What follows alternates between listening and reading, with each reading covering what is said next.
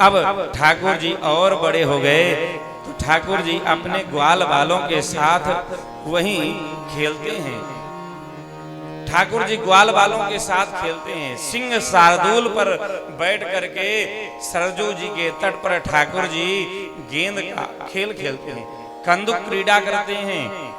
ठाकुर जी एक बार हीरे की गेंद से, यह सुंदर खेल चल रहा था सरजू जी के किनारे पर।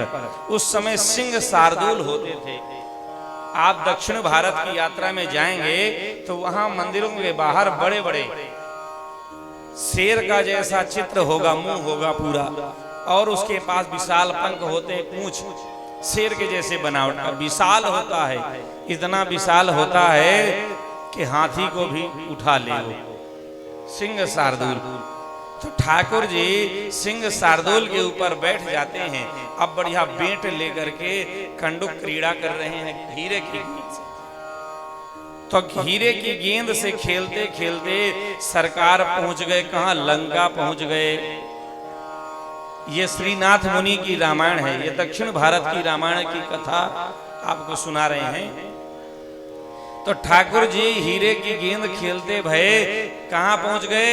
लंका पहुंच गए। जब लंका में पहुंचे ठाकुर जी ने देखा इतनी सुंदर, ये किसका भवन है? इतना सुंदर महल, स्वर्ण की महल है। ठाकुर जी ने कहा चलो दर्शन कर दे, कितना सुंदर महल है। उसी समय लंका में श्री नारद जी महाराज पहुंच गए रावण के पास, और रावण से कहा, ए दशग्रीव रावण, दशरथ के लाल और तेरे काल इस समय लंका में प्रवेश कर चुके हैं, अपनी रक्षा चाहता है तो कर ले। इतना सुनते ही रावण वहां से तुरंत 10,000 सैनिकों को भेज दिया।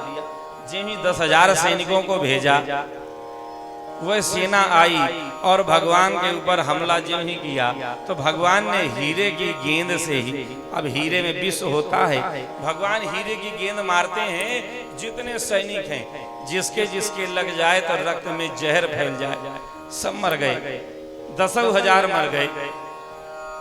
लौट के नहीं गए रावण के पास, रावण आ गया। जब रावण आया तो रावण से भी,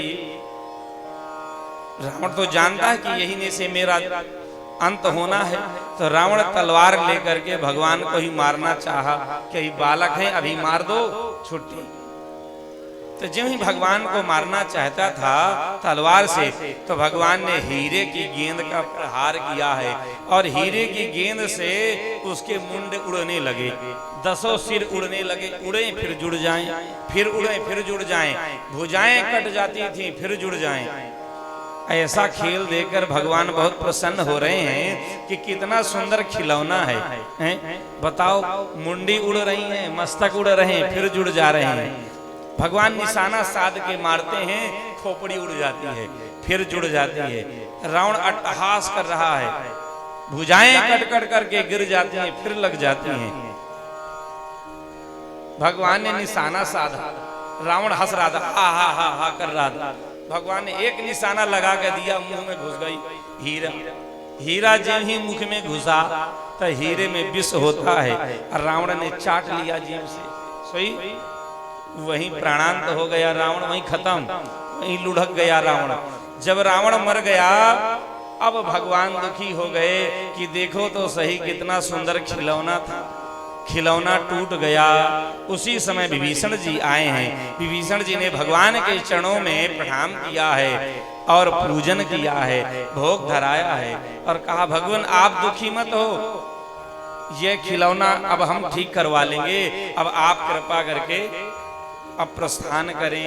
यह लंका है, यह रावण की नगरी लंका है, इसलिए आप प्रस्थान करें। तो भगवान वहां से पूजित होकर के पुनः अयोध्या चले आए हैं। विभीषण 10,000 सैनिक और रावण को लेकर के शुक्राचार्य जी के पास पहुंचे। शुक्राचार्य जी से प्रार्थना किया। शुक्राचार्य जी ने कहा कि ऐसा करो, इसको चेले को अंदर कर दो, रावण को हमारी कुटिया के अंदर कर दो, बाकी सैनिकों को बाहर रहने दो। तो शुक्राचार्य जी ने मृत संजीवनी विद्या से छिड़काव कर दिया। जितने सैनिक थे छिड़काव कर दिया और रावण को बढ़िया ऑपरेशन कर दिया, कुशा से पेट को चीर दिया और फाड़ करके एक जो मृत संजीवनी विद्या है वह रसायन को नाभि में रख दिया और रख करके टांका लगा दिया। शुक्राचार्य जी ने टांका लगा दिया, सिल दिया। थोड़ी देर बाद रावण जीवित हो गया और विभीषण से कहा था शुक्राचार्य जी ने कि देखो तुम्हें ही पता है इसकी मृत्यु का राज, इसलिए तुम किसी से बताना मत, नहीं तुम्हारा भाई मर जाएगा। तो विभीषण को यह बात पता है कि नाभि कुंड में अमृत है और जब तक वह फूटेगा नहीं तब तक मरने वाला नहीं है। विभीषण को ही पता है और किसी को पता नहीं है। अब वहां से पुनः वापस होकर के